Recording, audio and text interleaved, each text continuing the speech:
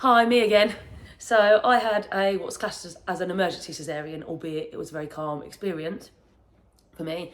But I've got some top tips for after you've had a caesarean, what things you can do to try and make things a bit easier or more comfortable for yourself.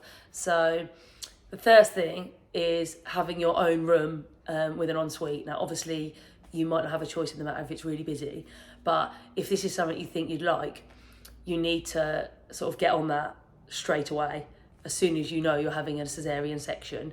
For me, I knew that was really important after a really bad first experience on a ward. So my wife spoke to the ward manager, made them aware of my concerns about being on a ward with people, and really pushed for us to have a private room with an ensuite. So before I'd even had the surgery, I knew that they'd put a room aside for me with an ensuite that I was going to be going into after I'd finished on the recovery ward. So straight away going for that caesarean, I knew that was going to happen, and I felt way more relaxed knowing that was going to be waiting for me after. Also, some things to make yourself more comfortable after you've had your caesarean section. So a blackout blind, we have one that we use for our older children when we go and stay away. It's just a grey blackout blind that sticks on the wall, and that's beneficial because we had our own room. We obviously had our own window, but even if you're on a ward, you might be on the end bay that's by the window, so really good to be able to stick that up and just make things a bit darker when you want them to be. The hydrant bottle, which is an absolute must for caesarean because you can't move that well straight away, so it just clips on. It's got like a really long straw basically, which you can clip onto like your pillow or your gown or whatever you're wearing, and just drink from. That was really helpful for, especially when I was going to be on my own and my partner wasn't going to be there, knowing that I didn't have to get up when I needed a drink or have to ask somebody to help me. Had our baby in June, so it was really hot.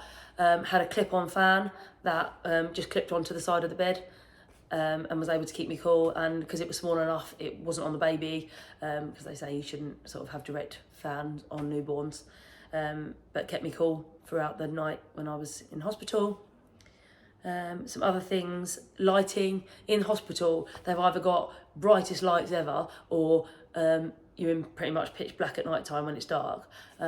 So just bringing in like a little bedside lamp that you've got in your own bedroom, and being able to put, so it's quite dim, but that you can still see what you're doing in the night without having to have the brightest light, was really beneficial as well.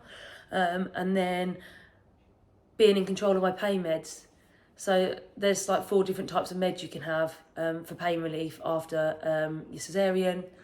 And I just, as soon as I was moved to the ward and knew who was going to be in charge of my pain meds, I just asked them, what meds am I going to be allowed and when? And I just made a list in my phone of what I was allowed and when, and set a reminder for each of them, because the ward is a busy time and they get obviously sidetracked with other things. So being able to say, right, now I'm allowed paracetamol, press my bell, the nurse would come in, I'd say, can I please have my paracetamol now? And then she'd go and get it straight away, rather than waiting for handover or for when they do everybody's meds at the same time, because that can be delayed. And once you get that pain, it's really hard to get it under control. So being on top of that was definitely up there with top tips for recovery after a C-section. That's me.